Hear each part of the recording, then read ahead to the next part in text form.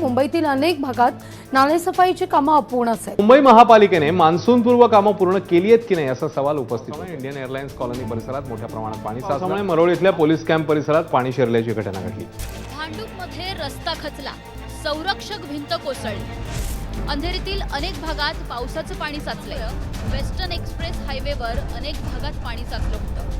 मुंबईतल्या गरिबाच्या झोपडीपासून ते अमिताभ बच्चन यांच्या बंगल्यापर्यंत चौफेर पाणी साचले। विक्रोळी, विलेपार्ले, अंधेरी सबवे, जोगेश्वरी आणि भांडूपमधली ही दृश्य आहेत। भांडूप विलेज रोड हा पाण्याखाली। चांदिवलीतल्या रस्त्यांना नदीचं स्वरूप आलेलं आहे। लोकल सुद्धा आता 15 ते 20 मिनिटं उशिरानं gateway of India, Andheri Subway, Shivaji park, Bhandup, Vikhroli, Vidyavihar आणि चांदवली या ठिकाणची ही दृश्य आहेत। रस्त्यावरती पाणी साचल्याचं पाहायला मिळतं। नाला परिसर अंधेरी सबवे वाहतुकीसाठी बंद ठेवण्यात आलेला आहे। हिंदमाता परिसरात आहे, खूप मोठ्या प्रमाणात पाणी साचायला सुरुवात झाली आहे। गोरेगाव फिल्म सिटी रोड पाण्याखाली। जोगेश्वरी इथल्या SV रोडवर सुद्धा मोठ्या प्रमाणात पाणी साचल्यानं वाहतूक तात्पुरती बंद करण्यात आली आहे। जुहूच्या सखल भागामध्ये पाणी साचलेलं आहे। पोयसर सबवे हा पाण्याखाली गेला। कुर्ला, क्रांतीनगर इथे घराघरात या चाळीमध्ये पाणी शिरलेलं आपल्याला पाहायला मिळतं। रेल्वे कॉलनी संपूर्ण परिसर जो आहे तो जलमय झालेला आपल्याला पाहायला मिळतो। पश्चिम स्टेशन परिसरातही पावसाचं पाणी साचलंय। पाणी साचलंय। केळकर कॉलेज आणि आजूबाजूच्या परिसरात गुडघाभर पाणी साचलंय। सायनच्या प्रतीक्षनगर भागात देखील मोठ्या प्रमाणात पाणी साचलं। परत हा काळा चौकीचा हा सगळा परिसर आहे, तर पाण्याचा निचरा लवकर होत नाही। मुंबईकरांनी पाण्यात बोट वापरून महापालिकेच्या ढिसाळ कारभाराचा निषेध केला।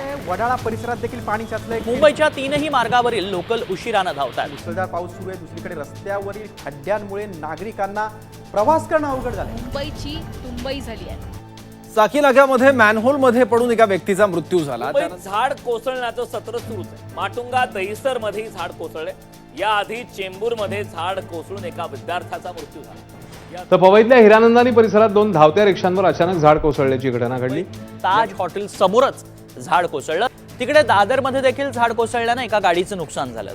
त्याचबरोबर दादरच्या मीनाताई ठाकरे फुल मार्केटमध्ये एक महाकाय वडाचं झाड देखील कोसळल्याचं पाहायला मिळालं। पाटुंगा परिसरातही रात्रीच्या सुमारास एक मोठं झाड गाडीवर पडलं।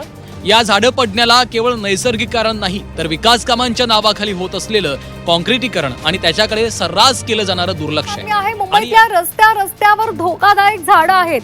काल दिवसभरात झाडं, फांद्या कोसळण्याच्या 45 घटना घडल्यात। घाटकोपर परिसरातील विक्रांत सर्कल जवळ झाड कोसळलंय। यामध्ये 4 वाहनांचं मोठं नुकसान झाल्याचं कळतंय। 6 जणांचे मारेकरी कोण? कुठे उघडं मॅनहोल, कुठे तुटलेली विजेची तार, तर कुठे खड्डे।